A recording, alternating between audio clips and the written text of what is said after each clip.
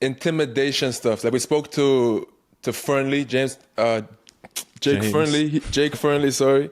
He played Novak, and he said Novak made him wait at the center court of Wimbledon for quite a while. Like, he came late, and then you just feel the aura behind you that this guy's here with his whole entourage, and it feels like a big moment. And then you see the Netflix documentary. You see Rafa jumping up and down and like kind of creating this vibe of the match is going to be a rough situation for you to deal with. Did you have anything that you did to sort of kind of create a little pressure on the other side before you step on the court, or did you just kind of just let the racket do the talking? I mean,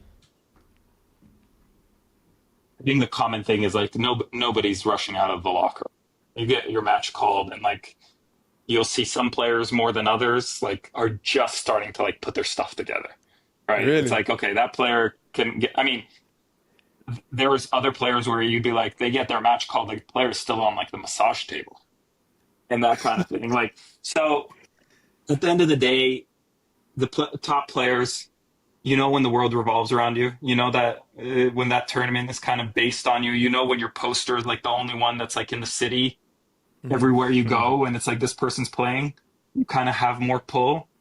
Um, you do little things that like, you know, okay, now you have the clock, like when you get on court and how quickly you have to be up for the coin toss and stuff, but you would make somebody wait.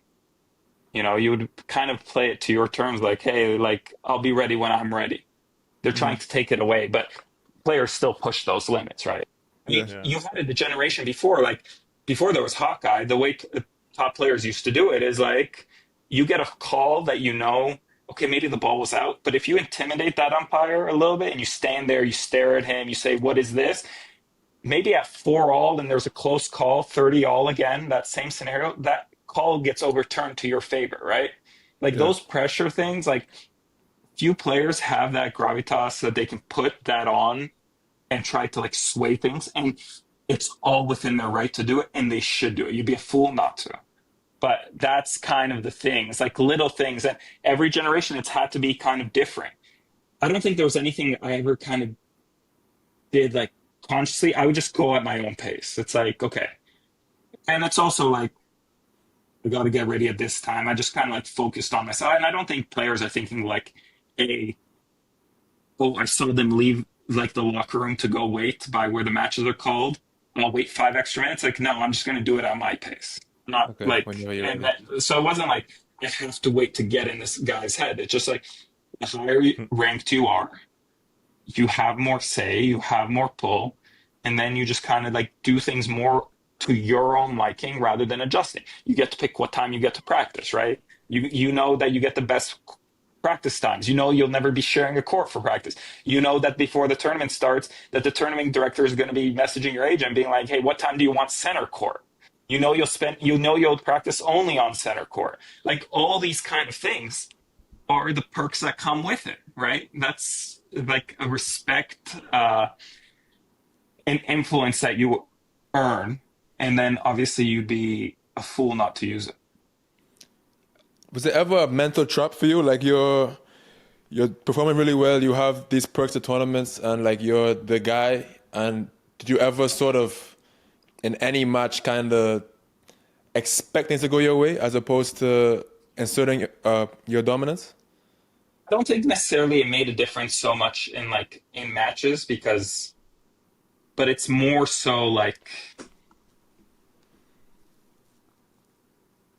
you're playing a finals of an event and this kind of thing. You know that the like you are superstitious. You'll practice at this time. You know that you'll get the court when you want, and you'll make sure that the tournament director will kind of book it out for you. So the other guy has to kind of adjust to like Okay. what time they're going to warm up, right? So it's like a little mental win that way because that person's already adjusting to you. Okay. So there's That's like certain smart. things You're where it like playing the comes up, game all the time. but it's not like it's not a game, right? It's just like I'm going to do what I need to do and make sure I have my situation as best suited to me. And if it happens to fuck you up, then great. Yeah, now you go deal with your stuff. Like you go do Yeah. your own thing, Yeah. right? Yeah. That's like the Yeah. reality of it. Like you Yeah. have it. There's various ways. Like I mean, players will be aware. Like the amount of times, like in Grand Slams or like big events, that players be like, "Hey, I want to play," or like on play core events, like, hey, I'd rather play me, like you play a top guy and you know, like 100% going to be a night match because that top guy is going to request to play you at night because your serve doesn't bounce as high, the court's going to be slower. And the amount of times you end up playing like a top guy at a night match, and then you'll know like other times they'll want to play earlier because they want that to be the advantage for themselves against somebody else. Like it just works that way, right? You do those things to make the situation as best suited to you as possible, and then let everybody else kind of figure their own. Thanks for watching this clip. If you want to watch the full episode, the link is in the description down below.